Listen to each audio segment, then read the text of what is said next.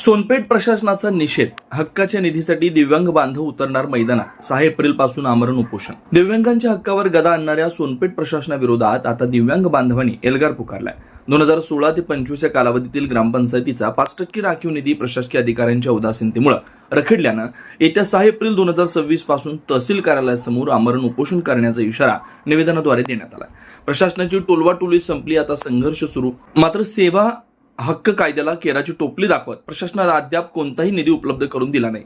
त्यामुळे तालुक्यातील दिव्यांग बांधवांमध्ये प्रचंड संताप निर्माण झालाय. निधी गेला कुठं? 9 वर्षापासून निधी का दिला नाही याचा जाब आता दिव्यांग बांधव विचारणार आहेत. 6 एप्रिल पर्यंत ठोस निर्णय झाला नाही तर होणाऱ्या तीव्र आंदोलनाला आणि जीवितास पूर्णपणे प्रशासन जबाबदार राहील. यावेळी सोनपेठ तालुक्यातील दिव्यांग बांधवांनी दत्ता पंडित शिंदे, अनिल माणिकराव साठे, वहाब रहीम खुरेशी, रतन नारायणराव कदम, दशरथ जिंबक भोसले, निवृत्ती शेषराव काळे, कौशल्या परमेश्वर धोंडगे, अशोक राठोड, कृष्णा भारती यांनी स्वाक्षऱ्या करून प्रशासनाचा तीव्र निषेध नोंदवला. आता प्रशासन यावर काय भूमिका घेतं याकडे सर्वांचं लक्ष लागलंय.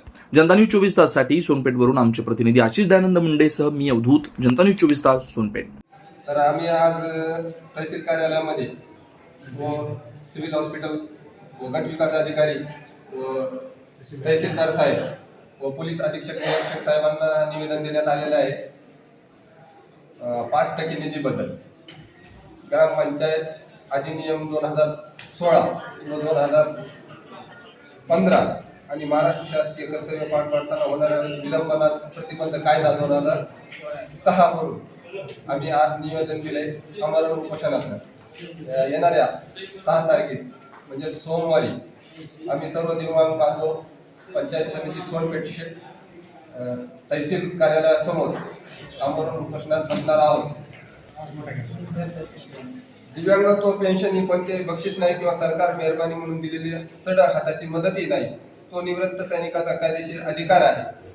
अशा शब्दात मी वहाब रहीम खुरेशी तालुका अध्यक्ष सांगत आहे. तरी दिव्यांग निधी हे 5% 2016 ते अधिनियम 2005 पासून हे दिव्यांगाचा हक्क आहे आणि हे आम्हाला मिळालाच पाहिजे. तरी हे ग्रामीण विभागातील व ग्रामपंचायत शेळगाव, निळा, नायकोटा, नरवाडी, दिसेगाव या सर्व. तुमचा असा आरोप आहे की सोनपेठ तालुक्यातील सर्व ग्रामपंचायत अंतर्गत जे आपल्याला अपंगासाठी जो निधी येतोय तो निधी आपल्यापर्यंत येत नाही किंवा त्याचा कोणताही खर्च होत नाहीये. त्याच्याबद्दल हे सर्व जे पदाधिकारी साहेब आहेत त्यांनी याच्यावर दक्षता घ्यावी व लवकरात लवकर याचा विलंब जे होत आहे विलंब न करता त्याचा आम्हाला लाभ द्यावा.